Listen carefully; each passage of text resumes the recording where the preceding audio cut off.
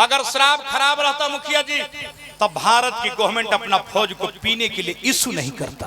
नीतीश कुमार पूरी बिहार के अंदर शराबे की दुकानें बंद कर दिए। कि शराब खराब है। शराब खराब ना है, चलल बड़ा पी के। कुकुर देख लगे सुन मरबू के हमरा लगे मुंह हो जातो। चुप रह कुकुर। ओहो पंतु ठंडा के मौसम डीलर साहब भींग गेला आऊ में हम भीन जाइले ना फैक्ट्री बा। रोल पक्का ना करब तक बाद जाइनु बाकी मेहनत करते। फैक्ट्री बा फैक्ट्री। सरबे वाला होय हो व्यासो जी के मन बा। हिरे दादा कोनो कोनो हमर फिल्म ऐसन हो गेल में मुखिया जी कतनो गा के सोचन कि अब ना गाई।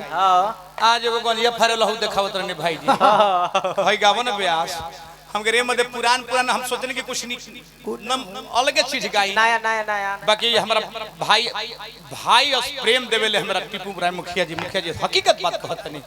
हम फोन कर दिला आज हमने छपरा में आवता नहीं कहले कि पहले खाना खा के जाइए खाना बना के फिट रखेले मुर्गा चावल इतना प्यार दुलार हम बानी मगध के अल्लाह के लगे छपरा हमर घर दुआर हो इतना प्यार दुलार मिलेला यही चलते ऋणी होके मुखिया जी हम आइले।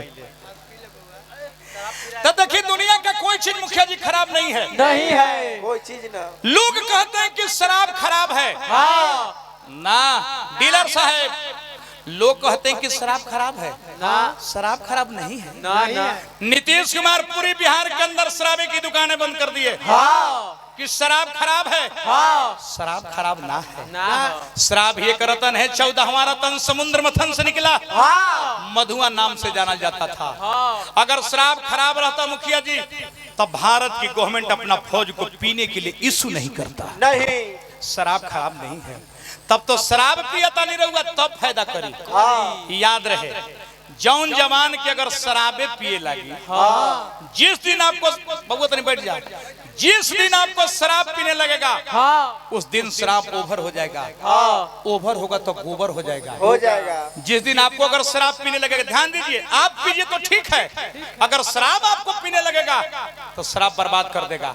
वैसन शराबी के 3 फायदा डीलर भैया। कवन वैसन शराबी के घर में चोरी ना होई। कैसे? अरे शराब पिए मेहरारू के लुगरी गेठरी मोटरी चौखट के मारी अलमारी कराही सब बेच देनी।